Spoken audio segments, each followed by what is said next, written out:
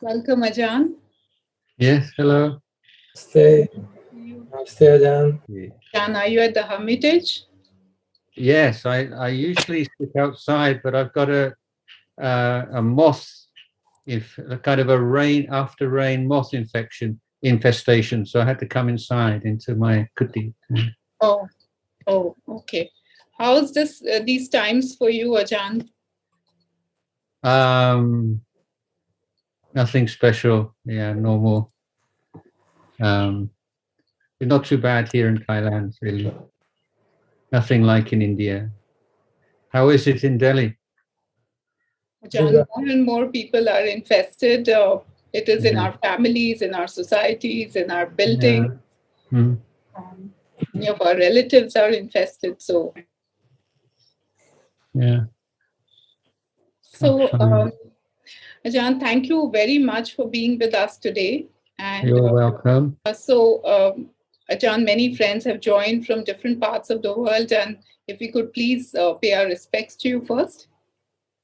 So, friends, let's bow to Ajahn Jayasaro with hands in Anjali. Bow. Bow.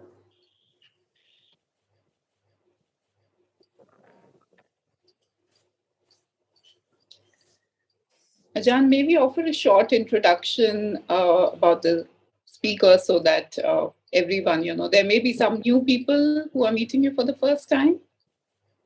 Very short, it's good. Sure. So Venerable Ajahn Jayasaro was born in England in 1958, and he joined Ajahn Sumedho's community as an anagarika when he was 20 and took full ordination with Ajahn Chah in 1980.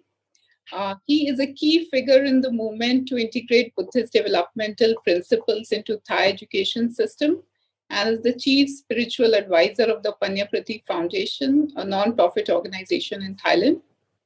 In 2011, Ajahn Jayasaro was granted an honorary doctorate in Buddhist pedagogy by Mahachulalongkorn Raj Vidyalaya University. So just to continue that story, in 2019 and 2020, Ajahn received monastic titles from His Majesty the King Ram X. And Ajahn has written several books on Dhamma teachings.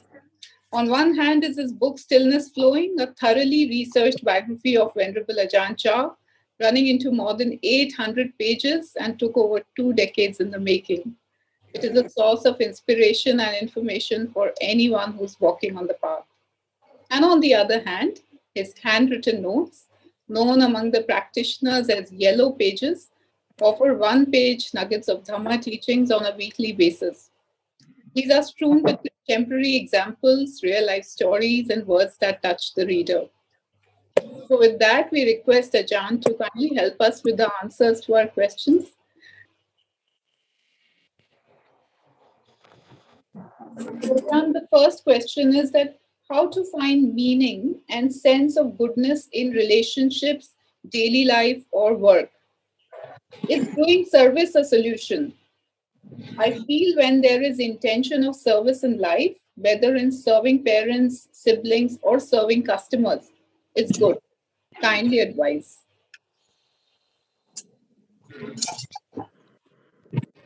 Well, I think any activity is only experienced as meaningful when it's embedded.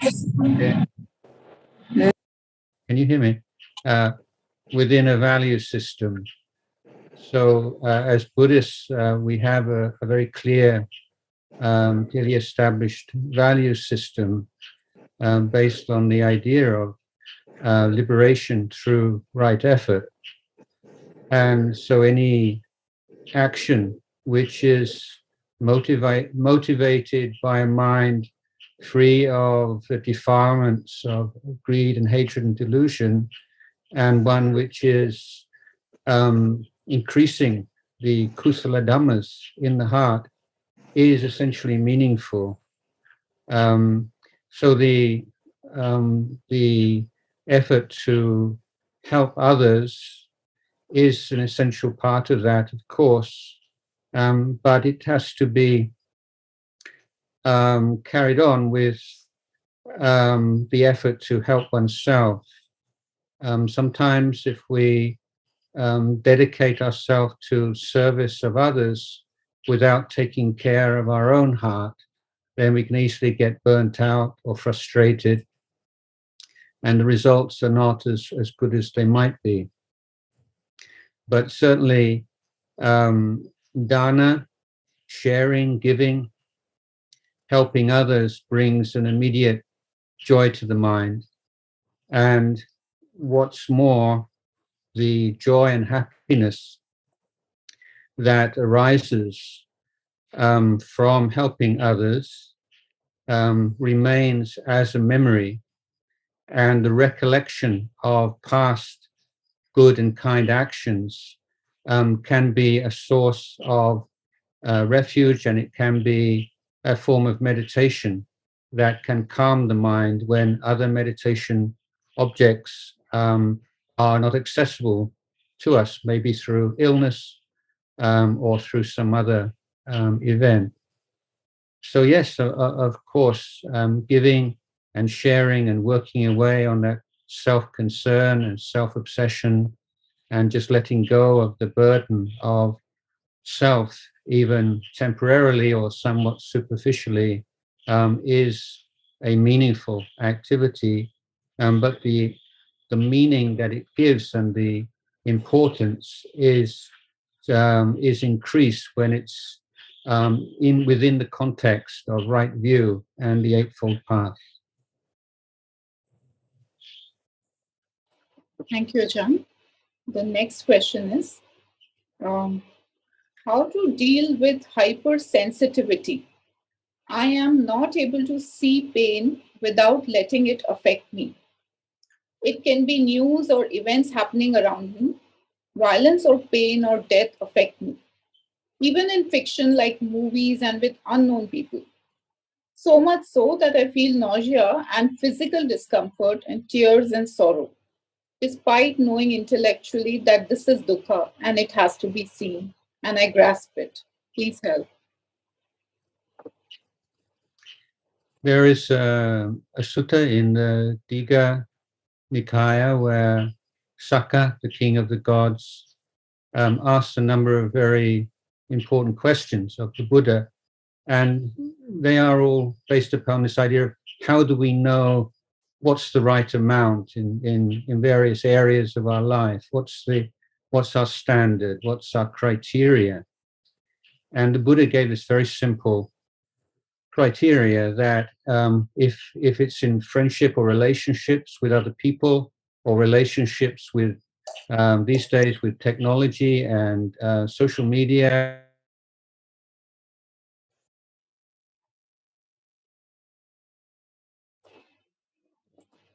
Ajahn, looks like you got muted by mistake. Could you please unmute yourself?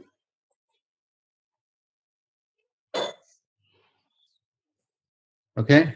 Yes. Sorry, that's technology. Yeah. So we need to be observing our minds, and particularly observing the kusala or ankusala, the wholesome or unwholesome cast or mood of the mind.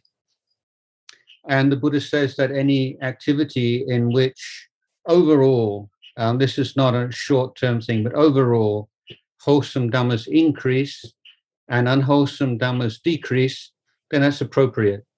But whatever it might be and whatever other people's experiences might be, for you, if you find that unwholesome dhammas increase and wholesome dhammas decrease, then that's something to avoid or to draw back from. So in terms of consumption, I mean, the news, we are consumers of information these days. The news is like a consumer item. And so we need to wisely consider how much of this information we should consume so that unwholesome dhammas don't increase and wholesome dhammas don't decrease. Ideally, if wholesome dhammas increase. So if there's an increase in anxiety and depression and and sorrow and so on, then need to pull back and to reduce, restrict your relationship to those things. I mean, you don't really have to see so much news. I mean, I often reminded when I was the abbot of the monastery, it was the first time I really felt that I need to have some idea of what's going on in the world when people come to speak with me. And so I would get, someone would bring me the Sunday Bangkok Post, and on the inside of the front page, there would be a summary of all the news of the past week. And I would read that, and then people would say, "Oh, Ajahn, how is it you know all about the world? You live in this monastery, and how is it possible?" And I just read like one page summary of the news. So I mean, it may be that the world is getting more complex now, and there's more going on, but I don't think that you really need to be engaging with disturbing stuff so much. You just need enough to have a good sense of what's going on. I think it's an interesting phenomena that many meditators, long-term meditators, find they become more sensitive to goodness. So in certain areas of life, you become much more imperturbable, and things that normally or formerly would have upset you, you find they don't upset you anymore. You feel like a mountain or a solid rock. But in other areas, become more sensitive and be moved to tears by goodness and kindness in a way that you weren't before. So the emotional development, which is not often spoken of in traditional texts, but I think most meditators will say that it's not that we become emotion-free or emotionless, but there is an evolution of emotion, and we become more sensitive to goodness and also on the other side to cruelty. But I notice it particular because as a monk you see a lot more goodness and cruelty that I'm personally I'm much more sensitive now than I used to be. Ajahn, just as a follow-up question, if someone is not consuming a lot of news but is just generally very sensitive, because sometimes we do find that kind of people also, how can they stay stabilized in their environment, even in their immediate environment? Well, meditation practice is the best simple answer, because you are developing the ability to sustain mindfulness, awareness in the present moment, and to recognize sense consciousness, thoughts, feelings, emotions, memories as phenomena that arise and pass away. And you're training the mind as a desensitization that arises because you're not getting caught up in the content of experience. You're moving more to the process nature of experience, and through keeping at that very patiently over a long period of time, then your mind doesn't jump immediately onto the anxiety-inducing or fear-inducing nature of phenomena, because you're seeing phenomena as processes, things that arise and pass away, more than you are caught up or that you are drawn into the drama of the thought or the memory or whatever it might be. So a lot of the thought and anxiety and fear, that is something in which there is an element of volition. There is a consent to that, and that's very important to observe. That those complex emotions that are composed of thinking and unwholesome or toxic kinds of trains of thought contain within them a kernel of volition and consent. And if you can't recognize that and abandon that, then it's very difficult to let go of that habit. Thank you, Ajahn. If we were to take it a step ahead, specifically in today's times, in the pandemic, and especially when it's come so close to us, it's just about everywhere, wherever we look. How does one stabilize? Do we carry the same suggestion that you just offered, that, volition is voluntary? Is there something more we can do in such a circumstance? Sorry, I missed the first part of that. Could you repeat the question? Yes, Ajahn, I meant to say that in times of the pandemic, when when the Devdutas are so more evident than they ever used to be, while in normal circumstance, volition as a choice of investing into negative thought process is to be relatively, one can exercise it possibly more easily. And here there is pretty much every day we hear some or the other very disheartening news from our close ones. So any guidance around that, Ajahn? Yeah, I mean, I wasn't trying to make people feel guilty, and say, oh, I'm a bad person because I'm, it's my fault. I'm just saying that that is a factor involved. And of course, at the present time with the pandemic and particularly in countries like India, it's quite understandable the impact, the toll that has on mental health, and how much of a effort is needed just to keep the mind on a reasonably even keel. But the really, as Buddhists, if we come down to the bottom line, is it's no different. We live in a very unstable, dangerous world. That's the nature of human existence. It's like this. And as monks, we talk about this, and we try to remind people of how unsafe, unsatisfactory, fragile, unreliable our world, our life is. That often falls on deaf ears. But it's as if like the mask has been torn away right now.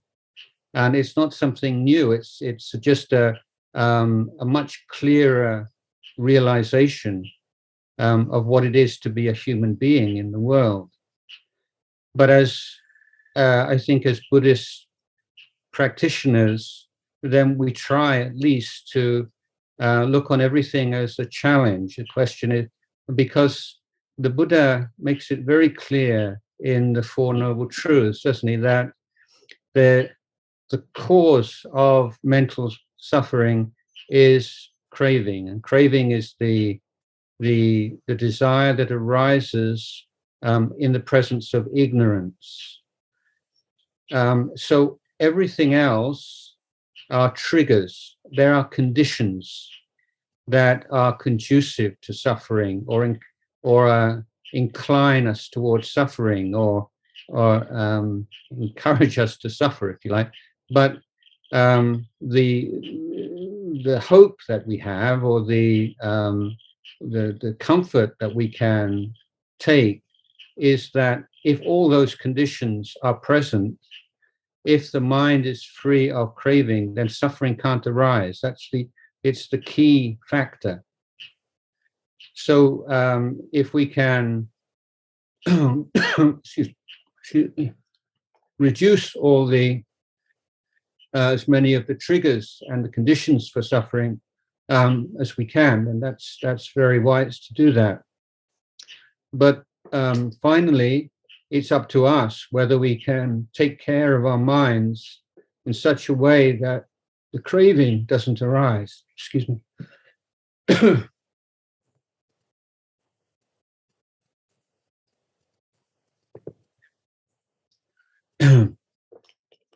And I think that when it's living in the present moment is it's a cliche in some ways, but if we just keep coming back to our present experience, right now, at this very moment. How is it? I mean, it's workable. It's doable right now. This second in time, it's doable. What about this second in time? Yeah, it's doable. And this second in time. So the challenges and the difficulties and these are also phenomena that are arising and passing away. So I'm not saying anything really new here. It's just coming back to these very fundamental foundation teachings of just coming back to how it is right now. And when your mind is getting caught up in these trains of thought full of anxieties and worries about loved ones or about one's own career or one's own, etc., then simply turn the light of awareness on that. Don't try and force yourself to stop, but just be, yeah, this is anxiety. It's like this. How does it feel? Where does anxiety reside? Excuse me, an insect just flew into my mouth. I think it's dead. Yeah, so this is anxiety, and you get to know it. This is this is just part of our life, and just recognizing something for what it is usually enough for it to fade out.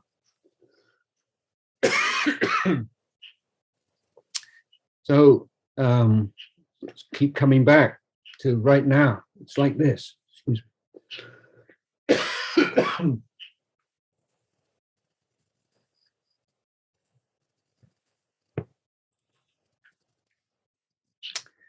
Okay. Thank you. That's very helpful, Ajahn. Sorry? So that's really helpful because it does give us a way to operate within, if tomorrow it strikes me, the virus strikes me, then I possibly would be more equipped, hopefully, with the guidance you offer. Thank you for that. Yeah, and just coming back to this basic recollection, the past is a memory and the future is a thought.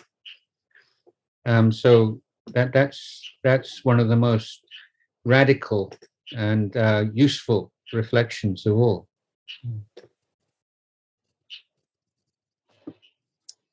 John, the next question is, there's a request if you could expound on Khanti. Khanti is, well, in the Ovada, in the discourse that the Buddha gave to the great assembly of arahants on the full moon night of Magha in the first year after his enlightenment. And the Buddha gave a kind of a short summary of the teachings so that all the arahants who were going off in different directions could take it with them as a kind of a handbook, as it were, or equivalent of a handbook. And so the Buddha establishes what is the goal of the sasana and its nibbana. And then he says, well, what is the most important or the fundamental virtue that is needed on the path? And we might think, well, samadhi, sati or samadhi or wisdom, but the Buddha chooses Khanti, patient endurance or enduring patience or forbearance. So this was, an absolutely seminal text, a key teaching that the Buddha wanted to impress on all the arahants who are going to be the first ambassadors of the religion, as something for them to come back to again and again in their teaching to their disciples. So that gives some idea of how important it is. But I've noticed, and I've been guilty of this myself, that of looking at it as a sort of second-class virtue. So it's like a consolation prize. If you're a monk and you say, well, how did that go? And well, it wasn't quite what I thought it was, and so on. But anyway, I developed a lot of patience. It's like the sort of consolation prize you do when you don't get what you really want. And but that's clearly wrong view. And I think it is again, I mean, it's a real shift if you in the way that you look at your life. If you have that faith that mind forbearance or Khanti is an essential pillar of the teachings, that whenever in your life you have to exercise patience in any area, then you've made a profit that day. You've grown on the path, and to see it as actually a positive experience, not something, well, it's like bitter medicine, wow, yeah, it's probably good for me, I'm a bit more patient, but really to take some joy in that, and to looking to extend your ability to be patient. So it doesn't mean like being very ascetic necessarily, or doing all kinds of really tough kind of macho things, but just dealing with inconvenience. There's so many inconveniences in India is, the most inconvenient place in the world, probably. I mean, it's not convenient, at least when I've been in India. And it's just wonderful. I mean, India is the best place in the world, I think, to develop patience. When I was in India in the 70s, you go to change a traveler's check in a bank, and it would take all morning. That would be your task for the morning, to change the traveler's check. You're in this long queue to one counter, and then they give you write your name, and then you go to another counter and you get a token, and then you go to another counter, and and so for me, and I think for many people, from my background, you could not be patient. You had to be patient, and I think I benefited an awful lot from that throughout my life. And of course, the training in forest monasteries, particularly Ajahn Chah's monastery, is very much focused on creating the conditions in which you are expected, or you have no choice but to be patient. And Ajahn Sumedho's formulation or explanation of Khanti is I think probably the best I've heard, is to be at peace, to peacefully coexist with the unpleasant. So it's not a matter of just grinding your teeth and looking at the clock and hanging out.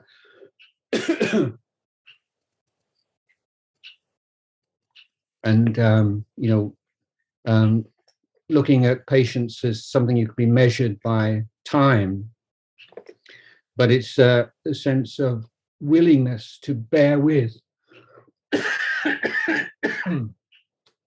Excuse me. There's a lot of insects around today. Excuse me a minute.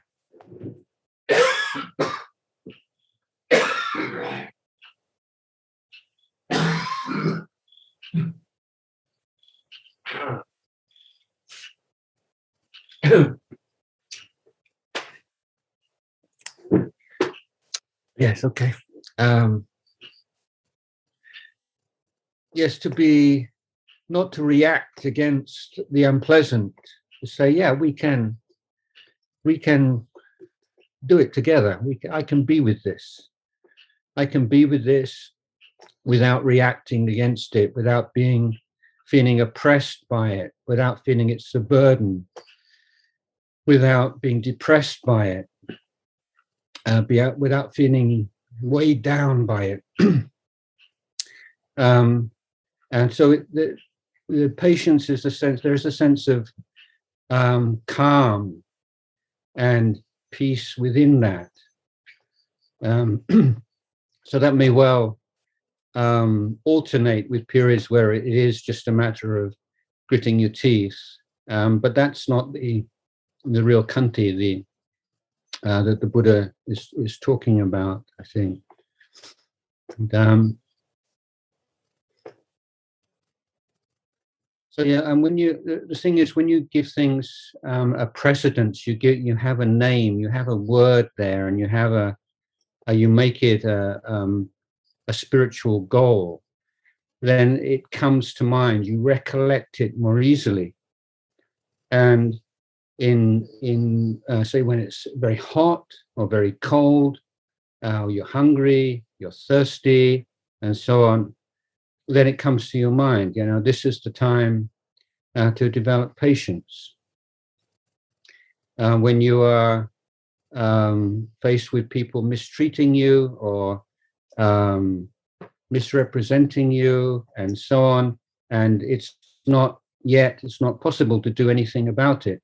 Maybe there will be some time in which you can speak with the person involved or make some effort to redress the unfair situation, whatever it might be.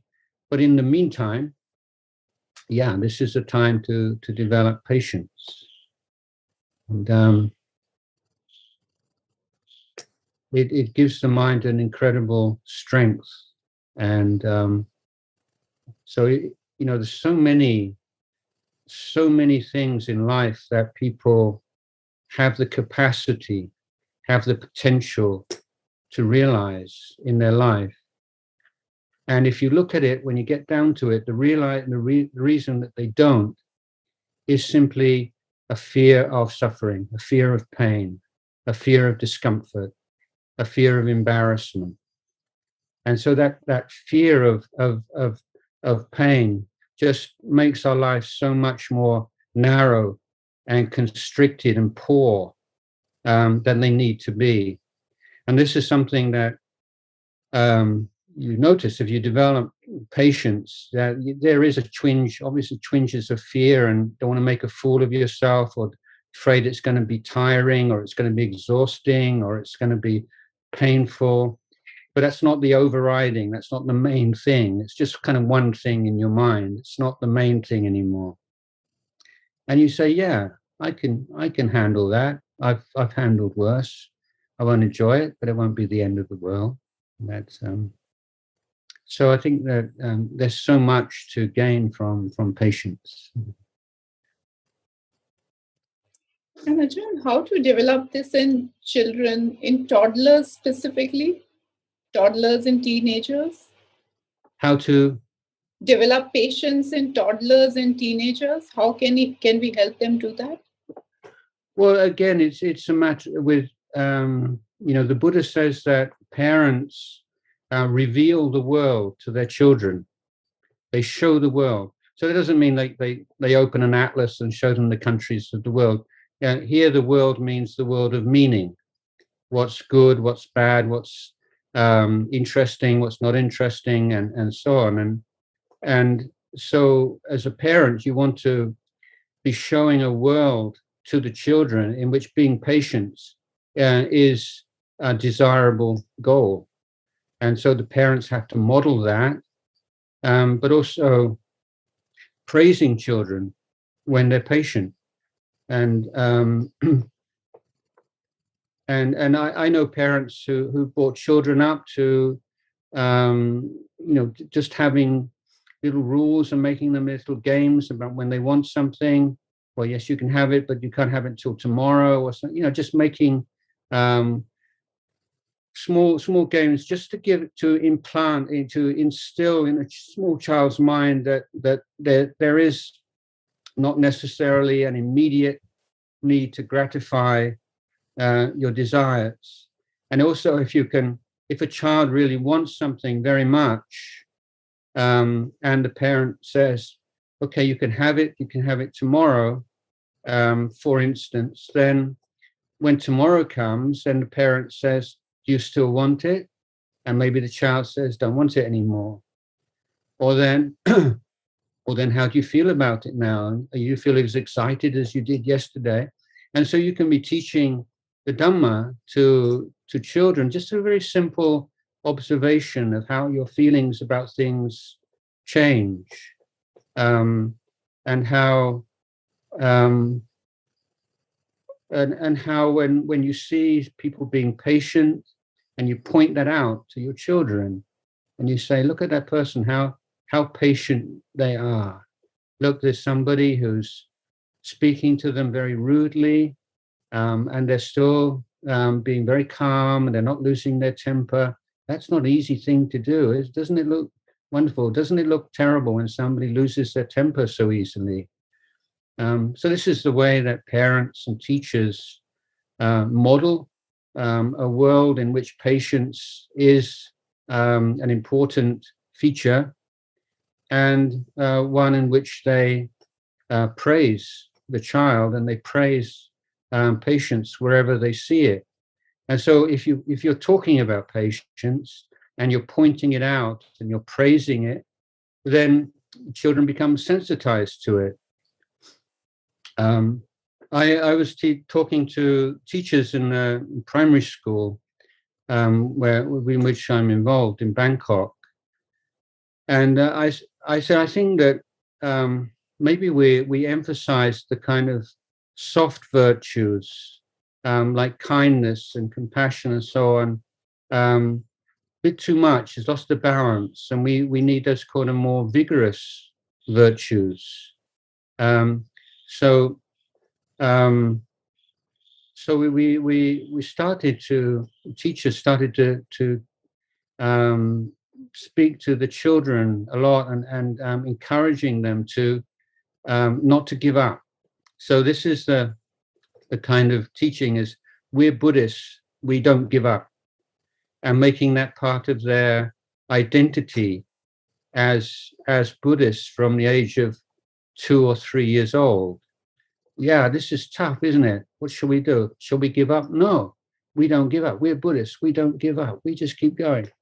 And they have a little verse that they can chant and make it fun. And then the last few months, children have. I when I go to the school and I meet children, and the teacher says today, all the children want to tell you about the things that they did when they wanted to give up and they didn't. And a little boy saying, I was learning the alphabet, and this letter was so difficult and I couldn't do it.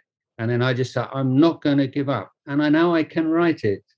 And so with these kind of very simple, kinds of encouragement, and just to make that into a goal. And then when children see that parents think it's important, then that becomes part of their world. Oh, this is a world in which not giving up easily is an important part of our life, our family life, our culture.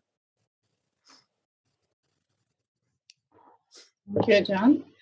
The next question is how to find balance between helping others and focusing on one's own development, as our time in the world is limited. Yeah, there's no kind of textbook. It depends a lot on your particular your situation, your responsibilities to family. Obviously, someone who's caring for an elderly patient, a parent or grandparent, or has young children, that's a time and period in their life where maybe their time for themselves will be less than they would perhaps like it. So it's not, I think that balance is a kind of an aspiration, but it's not something that you can really expect to sustain very well, because there are always so many calls upon you. And what I would say, to repeat what I was saying earlier, though, that a daily meditation retreat, meditation practice is one way of refreshing and renewing yourself, and helping you to return to your duties and responsibilities to others with a sense of refreshed commitment. So one of the things I like to talk about is this idea of being somebody and being nobody. And what I think is a wonderful gift that we can receive from meditation is that once our mind is on our meditation object, then all of our roles and all the people that we have to be in the world, whether it's sons, daughters, parents, teachers, students, employers, employees, all those things disappear. And yet we feel the most alive and clear and bright than at any other time. And so we begin to, this is the real balance, the balance between being somebody and being nobody, and just to enjoy that being absolutely nobody, just the body and the mind, the five khandhas, the breath going in and out of the body in the present moment. And that's the most refreshing thing. And because when you have that experience of nobody, then you don't take being somebody quite so seriously anymore.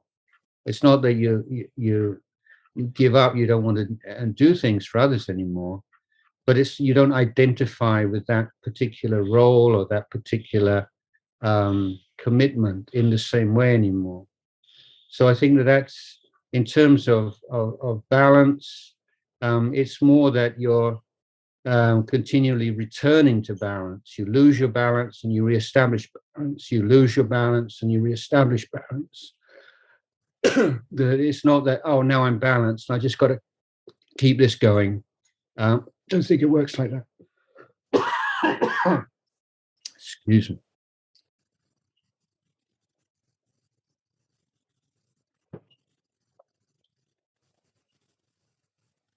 So the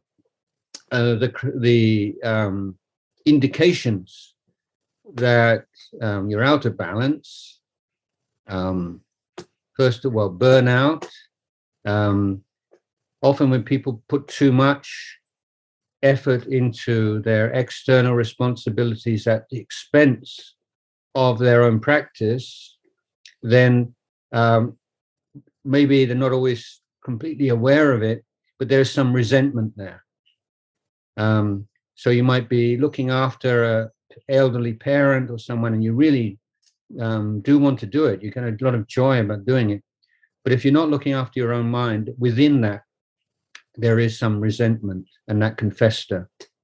The other thing is that in groups of people who are dedicated to helping others, where they're not meditating and really looking within and taking care of their minds, there tend to be so many arguments and so many views and opinions and so much attachment to views and opinions.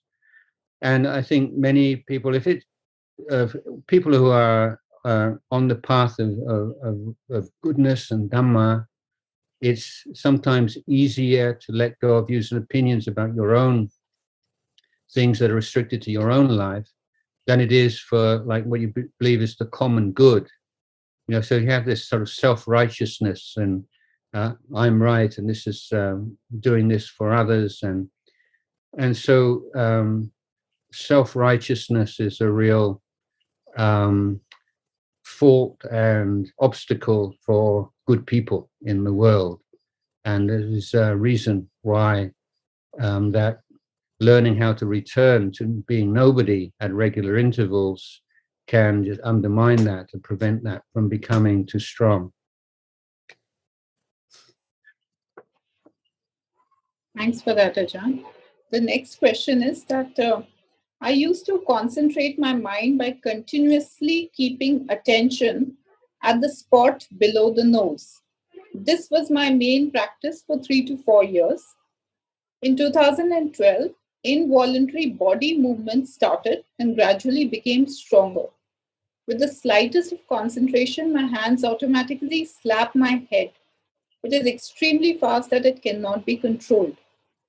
As a result, I am not able to do sitting meditation as before. I am not able to read any books due to tremendous pain in the head. I have constant fear of death. I consulted the best of doctors over the years, but they are not sure what is happening with me.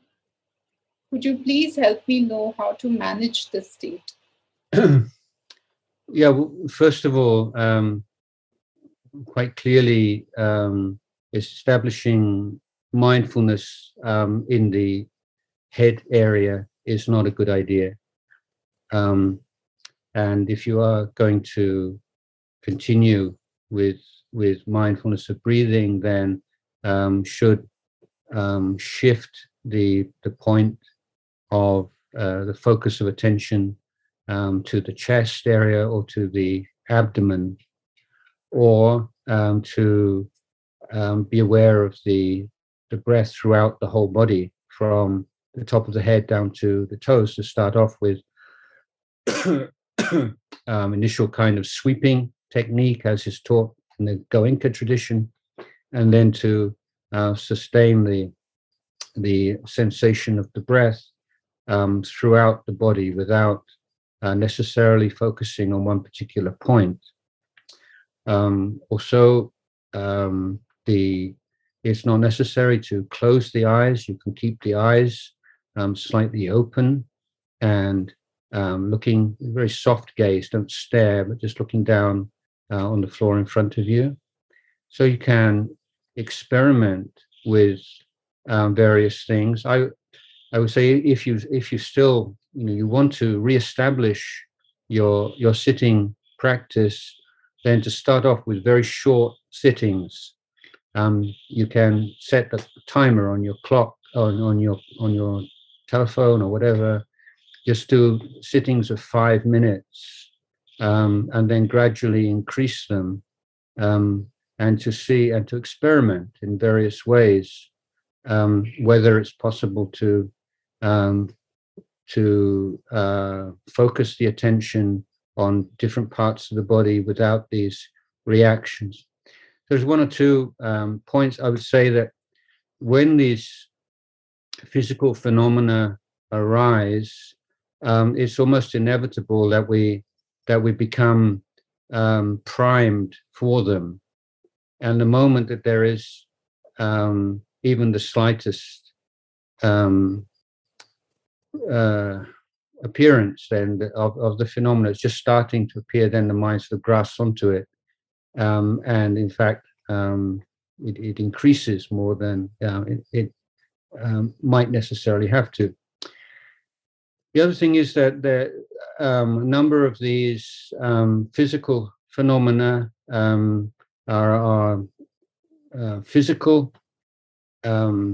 Modern medicine is good on looking at different parts of the body. It's not so good, I would say, as the body as a whole. Whereas the herbal traditions or Chinese medicine or Ayurveda might have some answers, but also the practice of yoga or Tai Chi, these can work out if there are any blocks in the energy in the body. Sometimes there's energy blocks and karmic blocks, which can be removed through certain kinds of exercise, particularly yoga and Tai Chi. In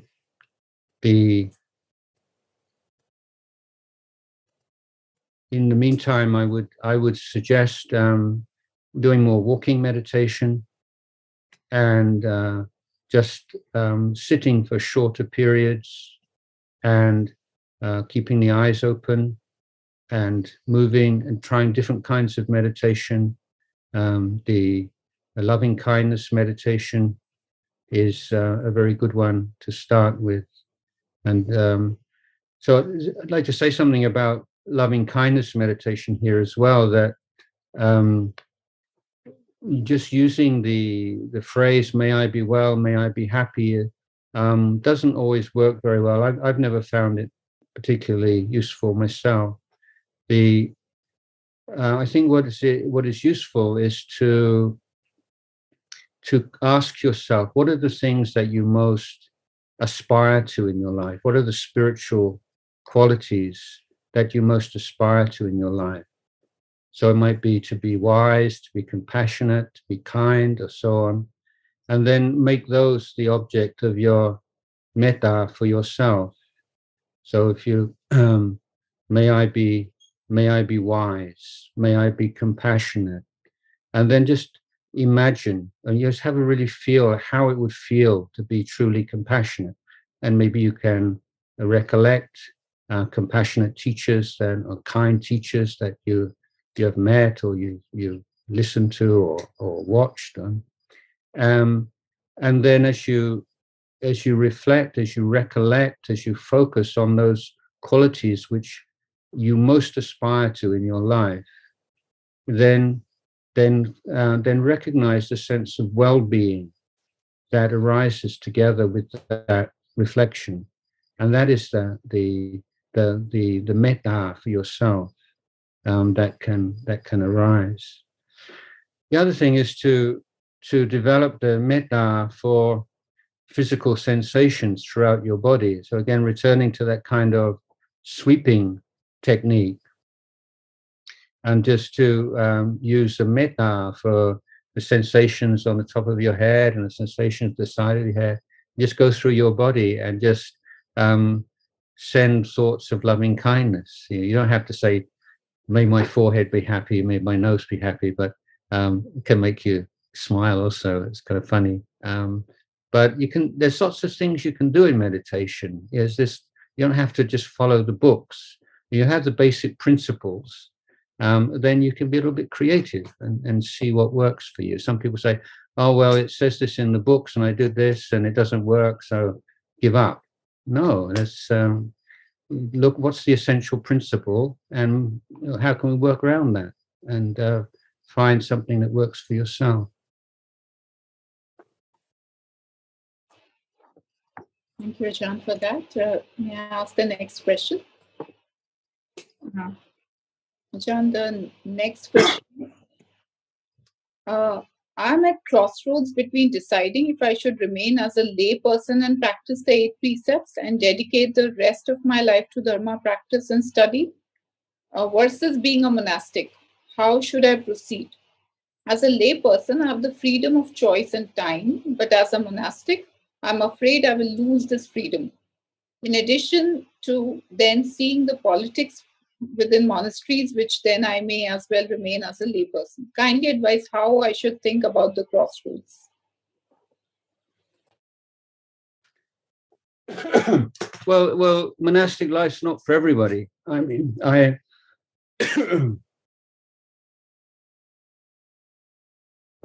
a bit of a odd man out. I mean, I took to it like a fish to water. I never wanted to do anything else since I was 20.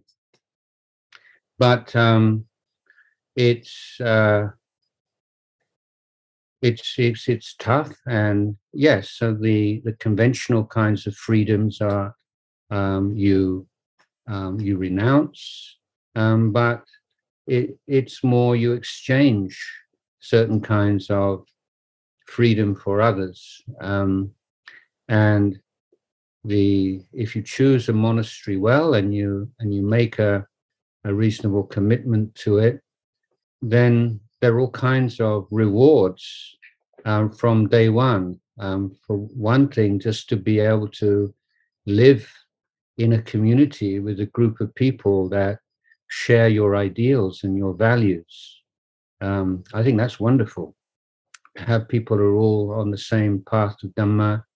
And for me to live a life which is based upon very closely upon rules, regulations, conventions that were established by the Lord Buddha himself. I mean, even now, after all these years, that gives me goosebumps. Like all the conventions that condition or affect my life, not arbitrary.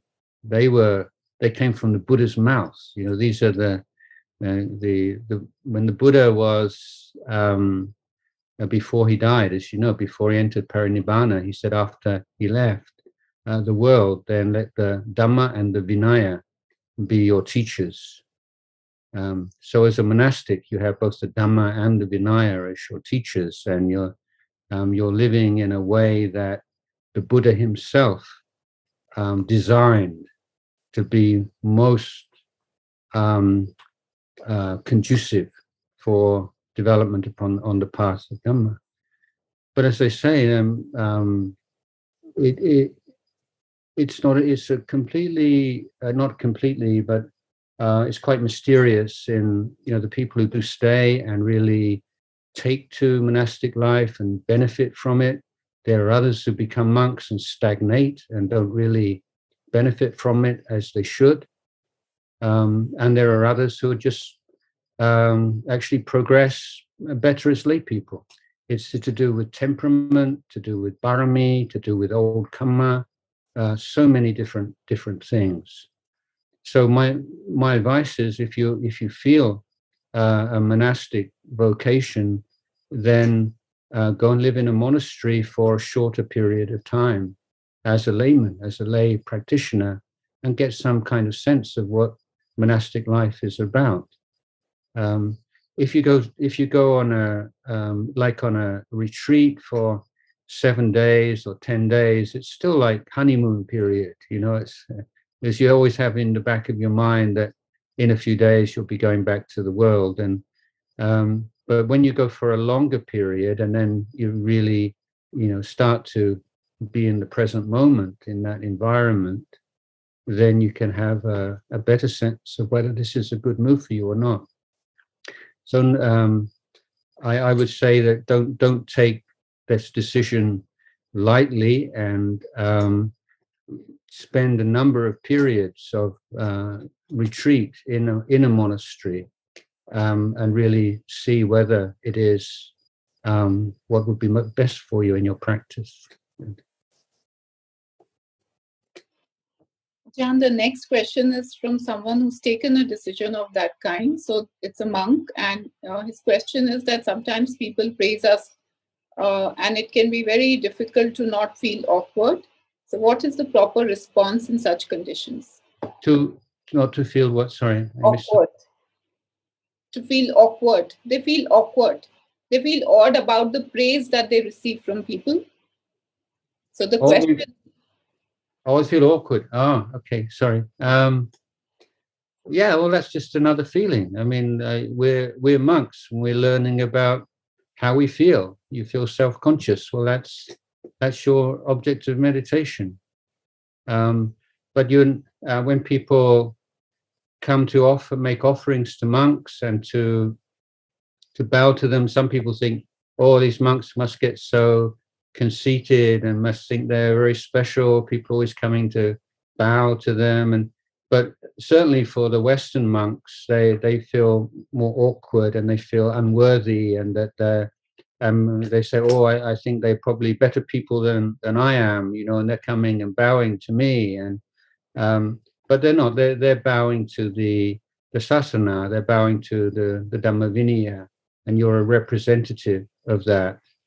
And I don't think that lay people are expecting the people they bow to be pure and special in any way, but simply that they have made this commitment to practice as a monastic, and simply that willingness to live within the Vinaya and to put forth effort on the path is considered in Buddhist communities to be worthy of respect and support. So I think the important thing to remember is that bowing doesn't mean that you're prostrating yourself and you're saying you're better than me. We're just conforming to the rituals of respect which the Buddha laid down. These are beautiful ways of relating to each other, and if both the person who is making the gestures of respect and the person who's receiving them, and both have correct understanding and are both keen on the path, then I think it's a beautiful, wonderful thing.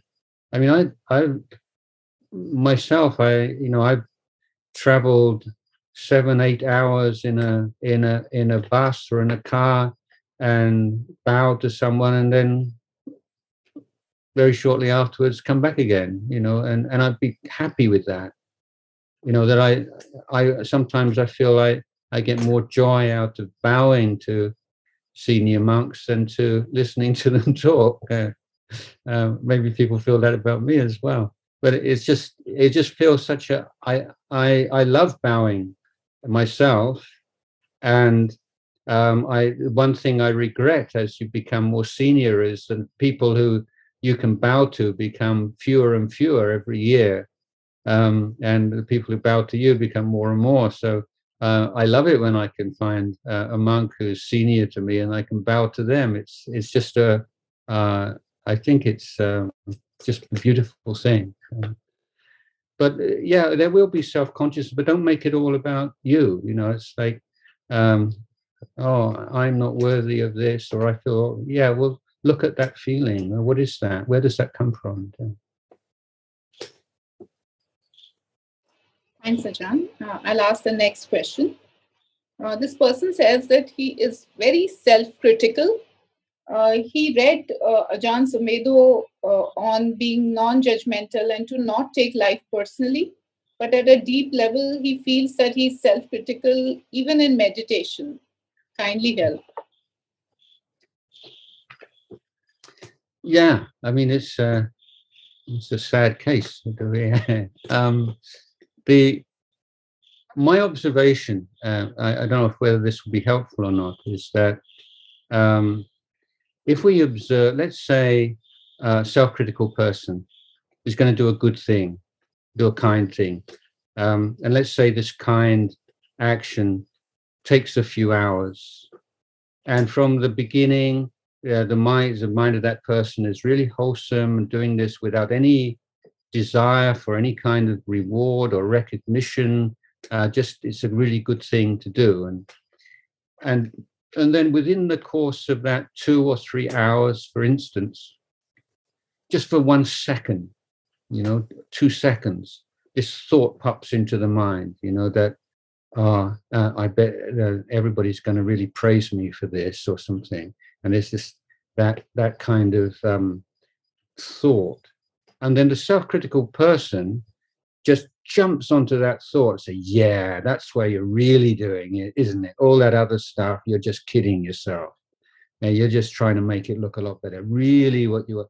So basically you're starting off from this prejudice or this bias that negative thoughts are more real than positive thoughts. Unkind thoughts are more real than kind thoughts. So you can have like a whole hour of kind thoughts, and then one unkind thought, you say, yeah, that's the real one, that's the real me.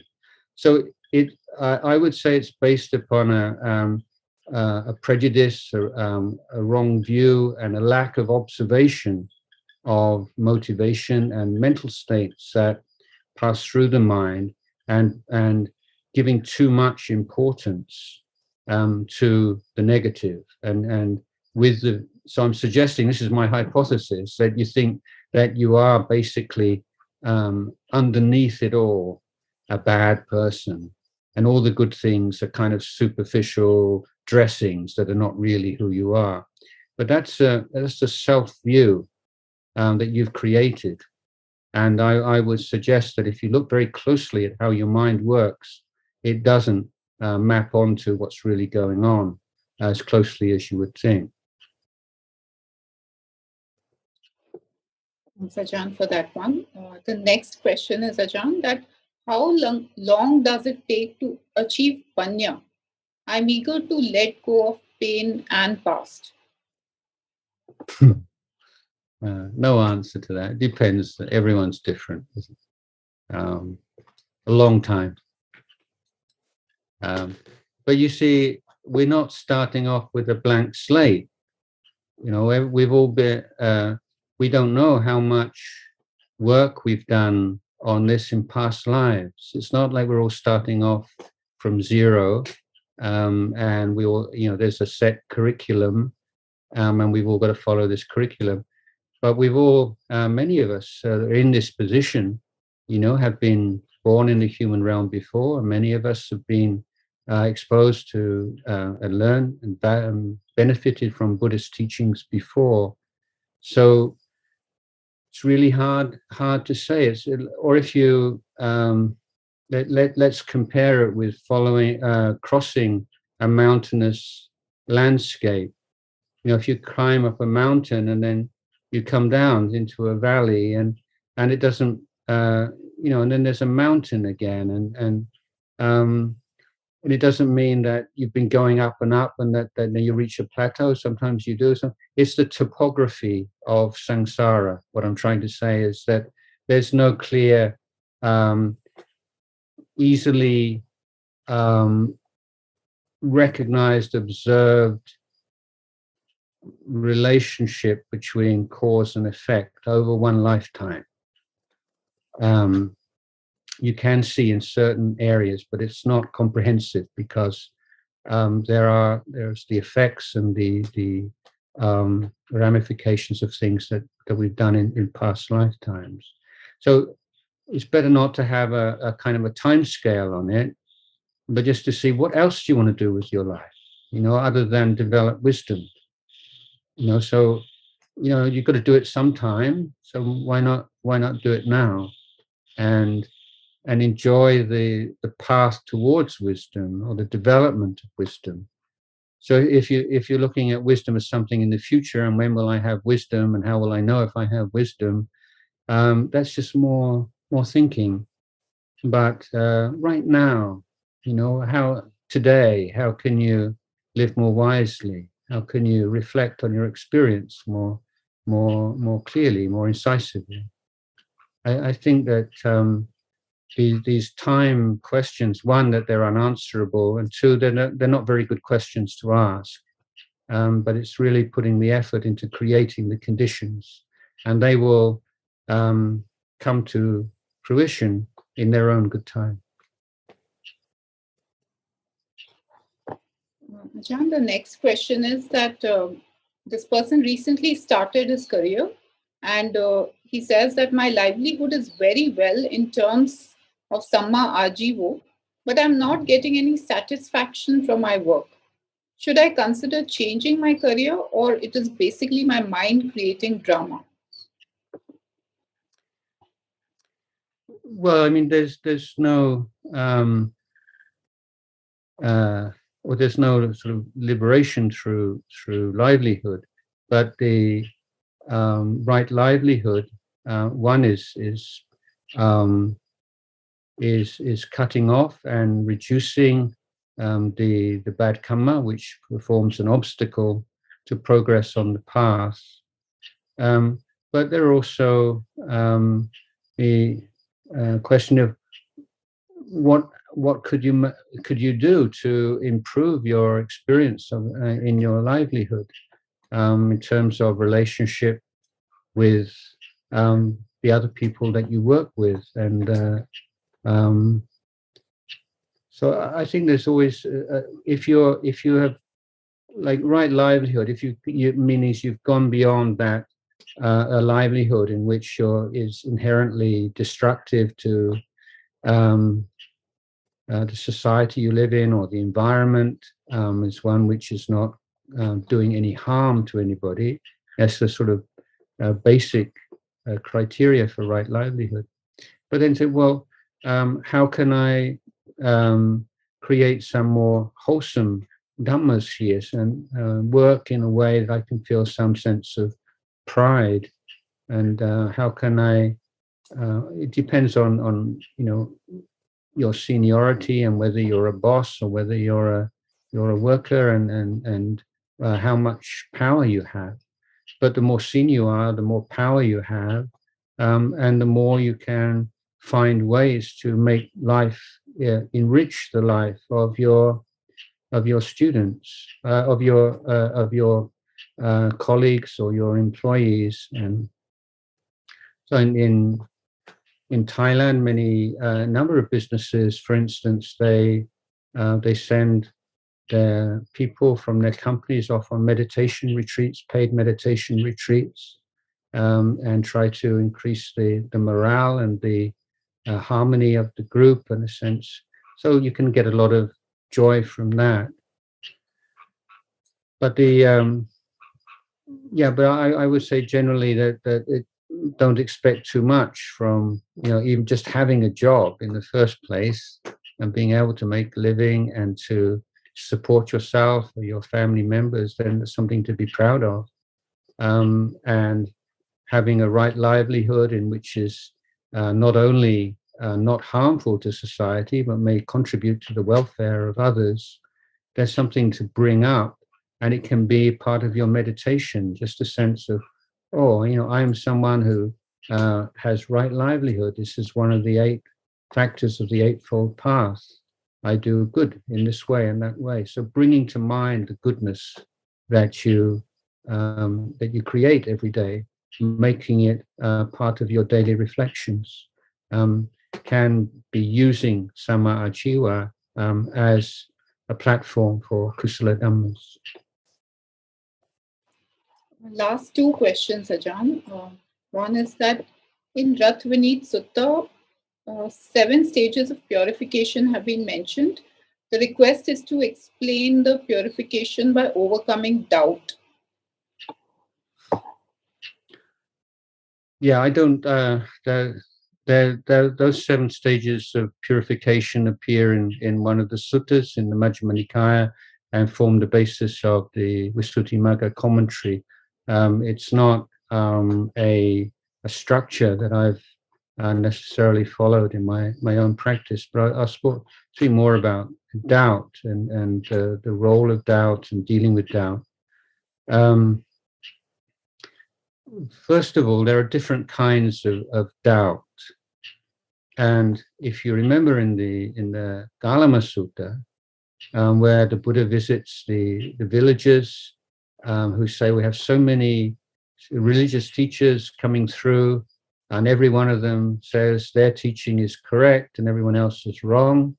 And they all speak so well and they're all so convincing. And you really feel this one's it, and then another one comes along, and then you're full of doubt again. We're confused, and the Buddha says, "That's good. You're doubting in things that should be doubted." So this is a case where the Buddha actually praised people for doubting. When you're in a situation in which you realize you lack information that you need to make a good decision, then that doubt is actually wise. It's an expression of wisdom. The doubt that is crippling is the hesitation and the unwillingness to commit oneself in practice. Many people want to have cast iron guarantees beforehand that this is the very best, this is the right, this is correct, and I'm not going to do anything until I know beforehand. You can't know beforehand. That's the point. You study and you come to some conclusion, but there comes a certain point where you have to say, yeah, enough information. Now you just have to make that leap of faith and review at regular intervals whether or not it's working or not. So that's the kind of doubt, skeptical doubt, or the doubt that appears as a nivarana or a hindrance. The vicikicca, which is one of the samyojanas, or one of the fetters, which is abandoned by the stream enterer. Here we have to see that in the as it's related to the other 2 fetters, which is an attachment to procedures and techniques and rites and rituals and specific ways of doing things, and it has to be done like this. And then, so it's a deluded view of causality, basically. And the third, and it's really the key feature in these 3, is Sakkaya Ditthi, which is the view of the body and mind, the 5 khandhas, as being self.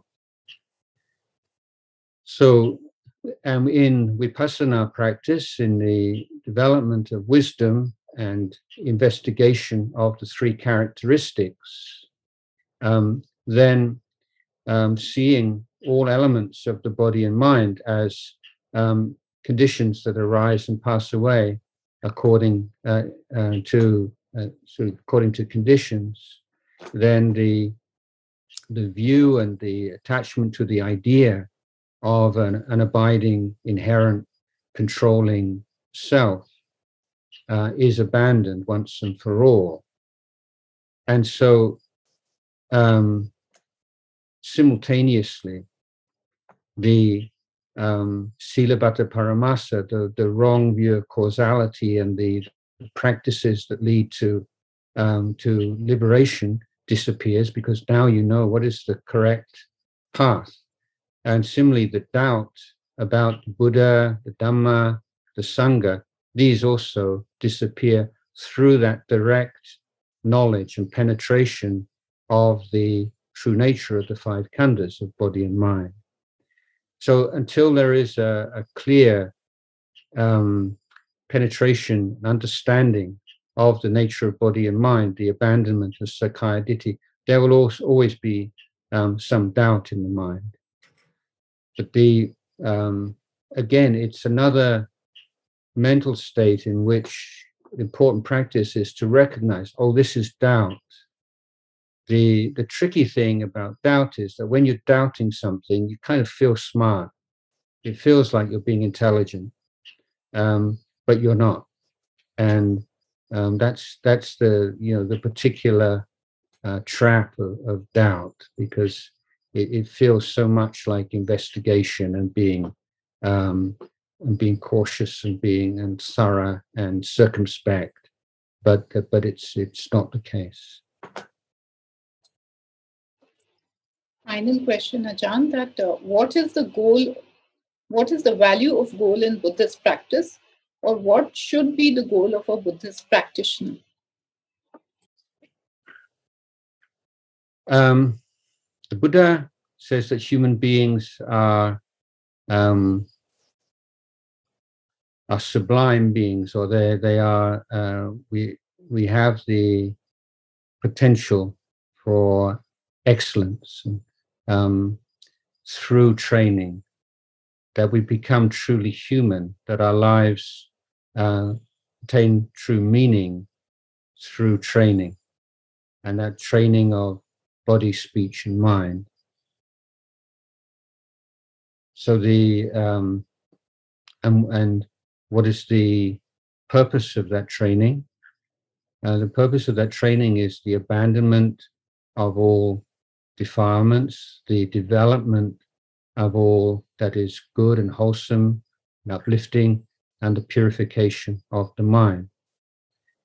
Now we can refer to that in a single word as Nibbana. Okay, so Nibbana is the highest goal. But so what's Nibbana?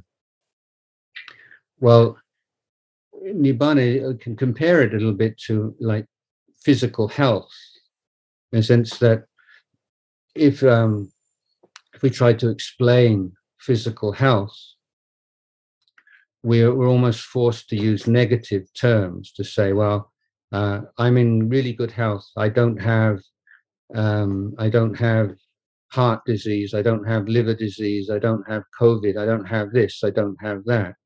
But it's very hard to explain physical health in positive terms. And so mostly the Buddha referred to Nibbana and the things that are not there. So talk about Lobha, Dosa, and Moha. So these are not three defilements, but these Lobha, Dosa, and Moha are like umbrella terms. That is to say, they're groups.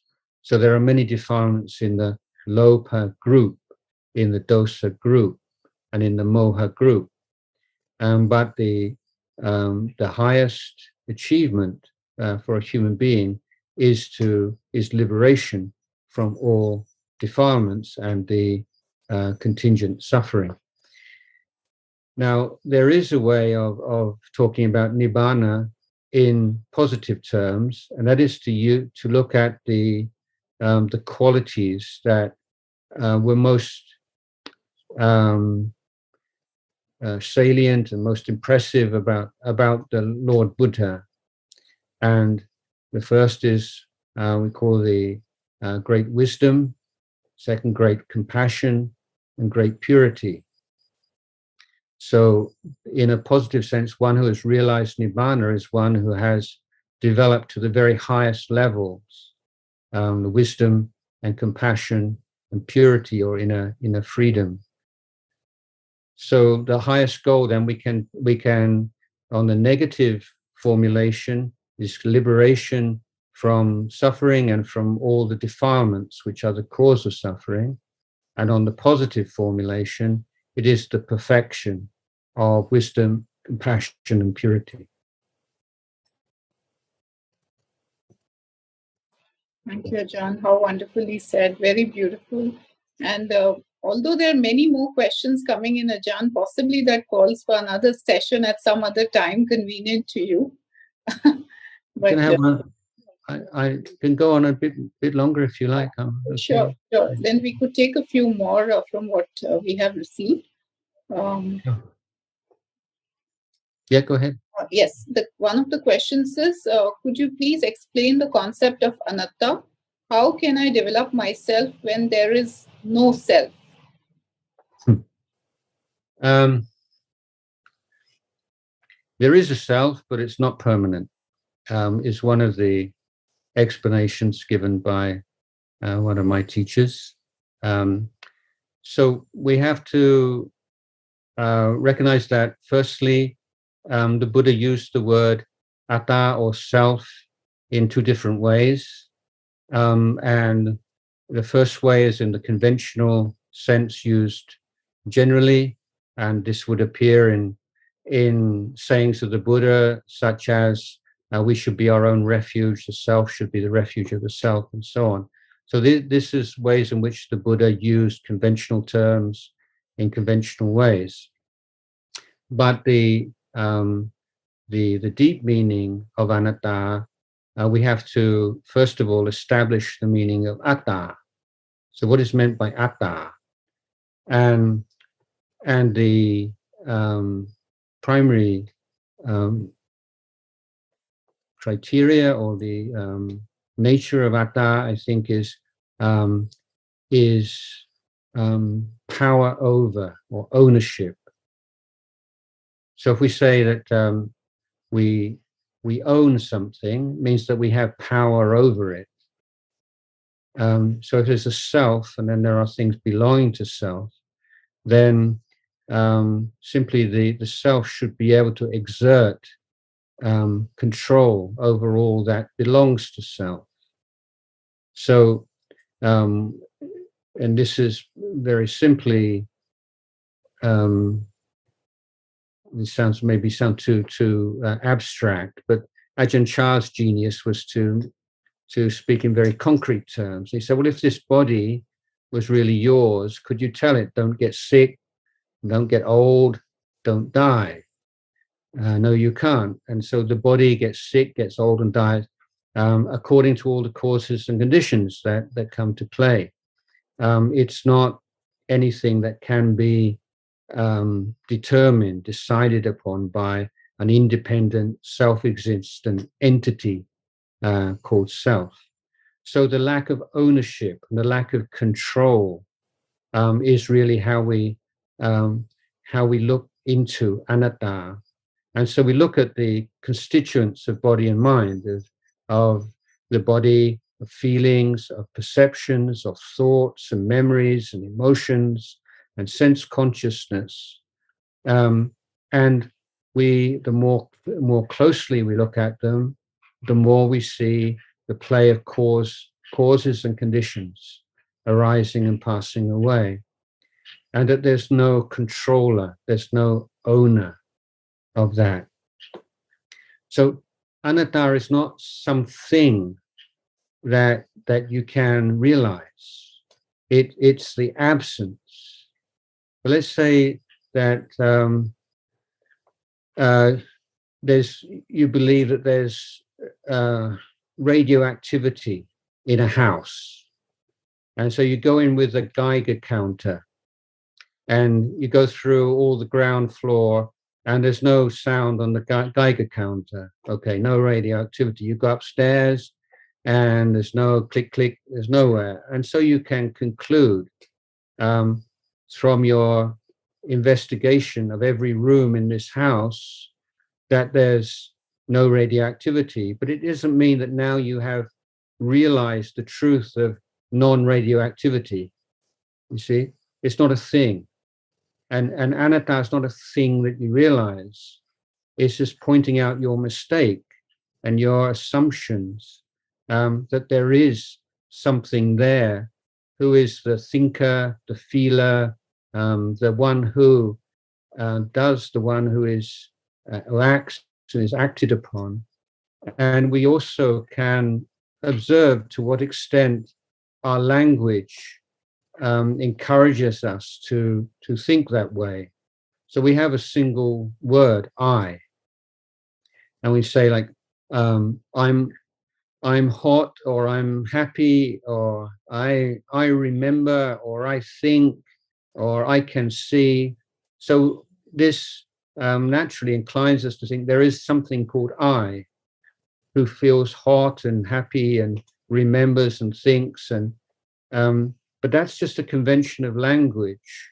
When we look directly at our experience, what we see is physical sensation of heat, or a feeling, a sukha vedana arising and passing away, a memory arising and passing away, a thought arising and passing away, without any need for an owner.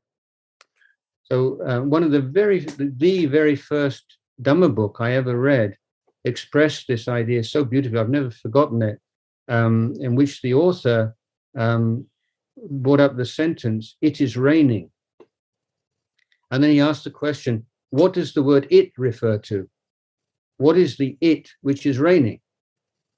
Well, there isn't an it which is raining. There's just rain, isn't there? But because our language forces us to have a subject and an object and a verb, that we begin to think that's how nature truly is.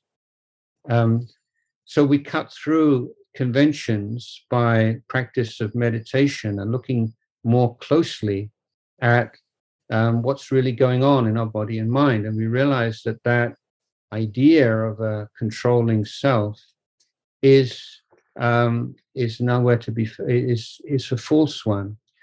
I would say that one of the reasons that we believe in it so much is that we do have there is a certain kind of window of opportunity.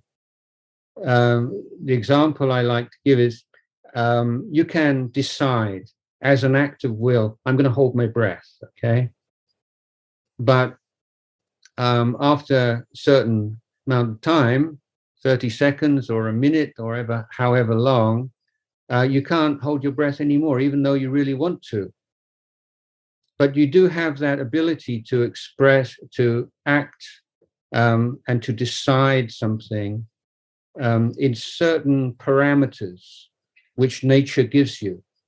So nature gives you, there's a little bit of wriggle room within the laws of nature. And that's what encourages us to believe in this owner of experience and this permanent, independent, controlling agent. Thanks, Ajahn. Another question, Nampan Anoma wants to ask, could you please unmute yourself?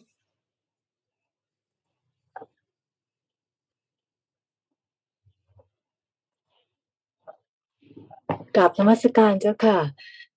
Ajahn. It's Namwan. And I have a question. Since I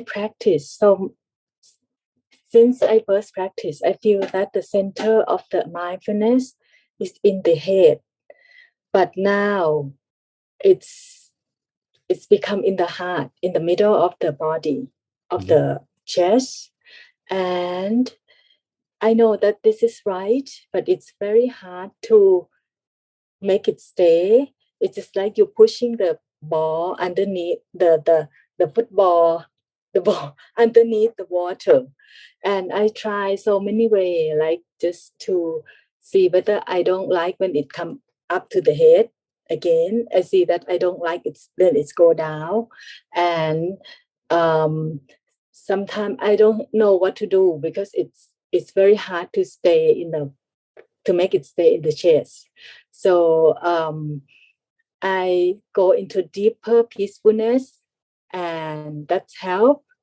And when I come out, when I come out, it's easier to make it in at the chest. But I feel that when it stay in the chest, is it normal to have happiness and pity and the joy and the rapture? Is it normal? Yeah, that And tends to happen when the mindfulness is established in the chest area. That tends to lead to feelings of piti and sukha. But don't try to force it too much. Sometimes it's the wisdom of the body, and don't try to push down too much. Sometimes you want to go up, then just watch it there and don't fight with it, because then it becomes vipavatanha, and then there's a new, more subtle kind of suffering. But if one alternative is to spread out the awareness throughout the whole body, rather than having these two centers of the chest and the nostril, just to feel it throughout your body. Like your body's like an oxygen bag, it's just expanding.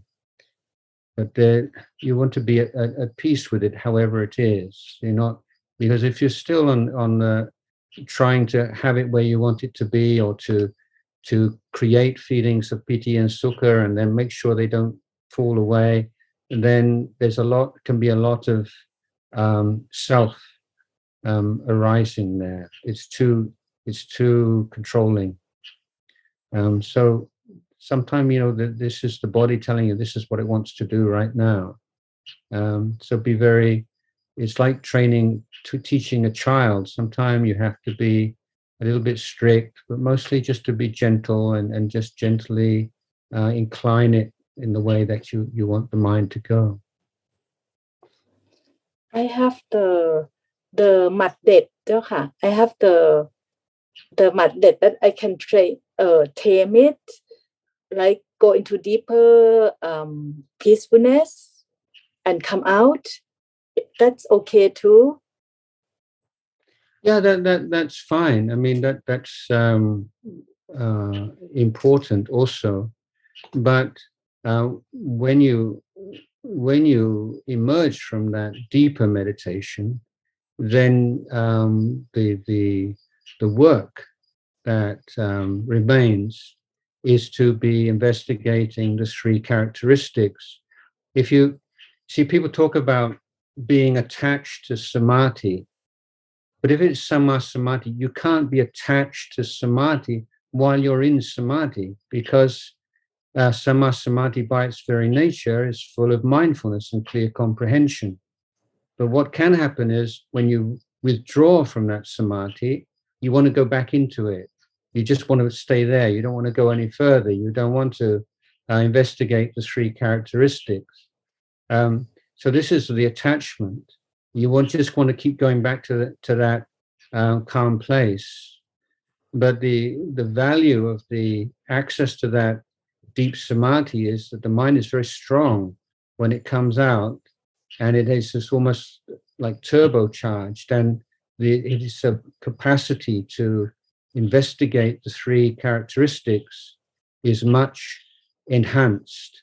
And so that's what you should be doing there, not worrying about where the awareness is going here or going there. This is the time to observe and to see the three characteristics, the impermanence, the dukkha, and the anatta. Thank you so much, Ajahn. I will contemplate on that. Good. Thank you. Ajahn, there are 3-4 more questions. Are we good to take some more? Okay. Yeah, I'm okay. Thank you. So the next one is, how do we overcome tiredness after long hours of working? I'm a junior surgeon and need to do on-calls and run the theatre list. Sometimes I feel tired, which affects my judgment. Yeah, I think power naps are good. You know, if you have a very busy schedule, just to close your eyes for 10 minutes is very refreshing. You don't need to have a long time. If you're young and reasonably healthy, it just allows you to make a fresh start. If that's not practical, then a shower and a few minutes just with your breath, a few minutes meditation. I'm not sure, you know, what it must be very busy in the hospital, but I know some hospitals, they have a room where there are beds and doctors can just nip in and have a nap for half an hour in between their commitments, and I think that's a really good thing. It's from what I know, it's a huge problem throughout the world, and the number of mistakes that are made and the number of sometimes quite serious mistakes made by doctors simply because they don't have enough rest and they're working very long shifts. And if someone is very well developed in meditation, then I would say, well, yeah, you can just close your eyes for a couple of minutes and then you're up and running again. But I doubt whether that's the case. And I would say, if you can just slump in a chair or lay down, put your an alarm on really 10 minutes. You can really benefit from 10 minutes with relaxation.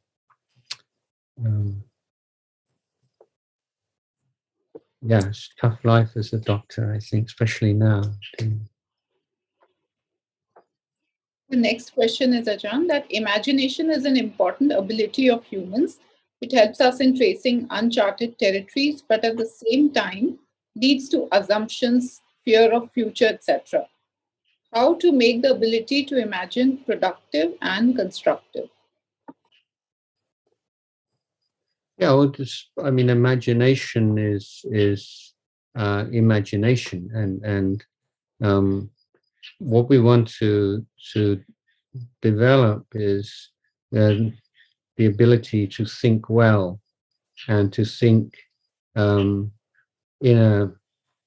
the right time and place. The thing about imagination, if you have no training, is that it just becomes the default mode, the sort of busy mode, always thinking and speculating, and so that's not so healthy. But through meditation, then you can develop the ability, well, now this is a time where I don't need to think, I can enjoy not thinking, and now's the time to think. And as you become more disciplined and more developed in meditation, then the unhelpful kinds of thinking, the thinking that just goes round and round in circles or makes you anxious or depressed, you can let go. So it's like you have a room just absolutely jam-packed with furniture. So you want to take out all the furniture that you don't use and just keep the furniture that you do need, which is not very much at all. And I think with imagination, then often it's a matter of drawing lines between things that have generally been seen to be separate, making connections between things. And the sharper your mind is and the less full of self-based thoughts and desires and fears and emotions, then I would think the more creative the mind can become. So I don't think that meditation is necessarily a bar to creativity, and in fact it can be an aid to it, but they have to develop those skills of saying, well, now this is the time that I need to put on my thinking cap, and this is the time where I just need to rest in awareness. But again, it's a recognition of imagination as imagination, and if you're using imagination or creative process, then there's a very high failure rate. You create maybe out of 100 things you create, only maybe one is going to be much good, and that's just part of the creative process, isn't it? Last two questions. Is it better to try to apply the right effort to get rid of unwholesome state of mind, or just see things as not self? There's no conflict there. So with unwholesome dhammas, then there is a twofold effort. One is to look after your mind in such a way that the unwholesome dhammas don't arise in the first place. So that takes some planning and a lot of mindfulness and effort. And then on those cases where you're not successful in protecting the mind against the unwholesome dhamma, then you need to find some skillful means of abandoning that unwholesome dhamma. And in some cases, the reflection on anatta is one tool in your toolbox that you can use, but you don't want to. You'll be restricted just to one tool, because different things work on different occasions, and depends, on so many different factors.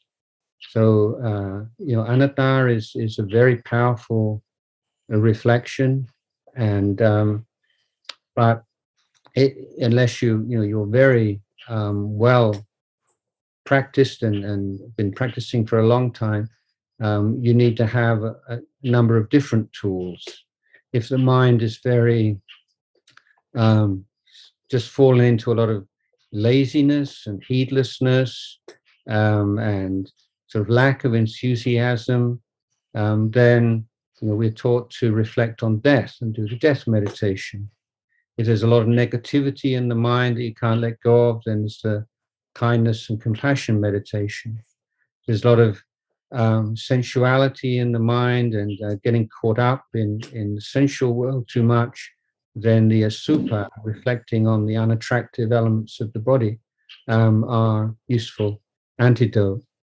So the traditional presentation is that you have a main meditation object, let's say anapanasati, and then you have these three auxiliary methods of asupa and maranasati, or death meditation, and loving kindness meditation, to apply like specific antidotes. But the reflections on anatta can be carried on throughout the day. But they're essentially reflections on causality and being really interested in the causes and conditions, how things appear, how things change, how things grow, how things weaken, how things disappear according to causes and conditions. So that reflection on causality is essentially the reflection on anatta, and the anatta reflection is something which has a very important role to play, but should not be relied on to the exclusion of other skillful means. And the final question, Ajahn, that this person has come from Burmese insight tradition and is now experiencing some doubt. He says that he or she, I don't know, is it possible to elaborate on how breath meditation leads to insight? I'm worried my practice does not lead me to freedom and instead more attachment to peace.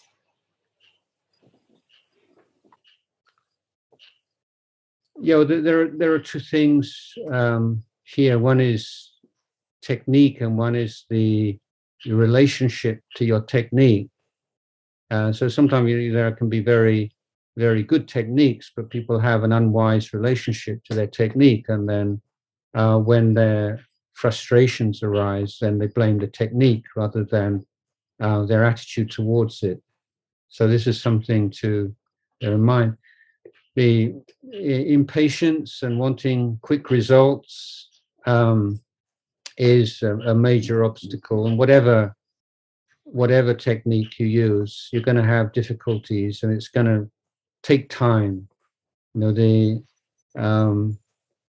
Sometimes people talk about their practice really not going anywhere for a year or 2 years. But this is, practice probably take many lifetimes. It's not something that's can be done according to our desires, but it's being on the path of practice. I've not, with regards to the Burmese insight techniques, is not something that I've followed and practiced myself, so I'm not really qualified to make many comments on that technique or that way of practice. But I would really suggest that the questioner really looks, first of all, at what are their desires that are being frustrated. If there's something, what are the unwholesome dhammas that are increasing, and are they a function of the teaching itself, or the particular way that that person is relating to them and approaching them. Thank you very much, Ajahn. You've been extremely kind, compassionate, generous in responding to the questions for really long. Thank you so much. You're welcome. Can I say hello to one or two people? Where's Dr. Dar? Yes, Dr. Dar. yes, Ajahn. I'll just bring him up on the screen. Dr. Dar, how are you? How's your health? Okay, Ajahn, namaskar. I'm okay. Yeah. It's carrying on with the roller coaster of the health, but no issue. Yeah. Nothing serious. Okay. But right now you're healthy? Okay, yeah. Okay, good. Okay. And Surinder, how are you? I'm good, sir. Thank you. I'll write to you in a while. Yeah. Okay. Thank you for your guidance and your support. It's really helped me quite a lot. Good, I'm glad. And okay, let's say hello to everybody, really. Is Geraint still there? Geraint, is he disappeared? Geraint? Yes, here I am. Yeah, hello, how are you? See you again. Yeah. Great. Keeping So healthy? nice to hear you. Yes. Okay, good. Well, I can only see a small number of people, so if I haven't said anything to you individually, then wishing you all well, and I'll just give the blessing to. Very kind. Yatha varivaha pura paripurenti sagarang evamivaito hinang ketanang upakapati ichitang batitang tumhang kipamiwa samidyato sabhe purentu sankapa yanto pannaraso yatha manijotiraso yatha sabhitiyo vivachanto sabharoko vinasvato Mate Mawatwantarayo Sukhi Tikayuko Pava Apivatana Silisa Nityang Mutapatyaino Yataro Dhamma Vatanti Ayuvano Sukhang Salang. Well. Anumoda.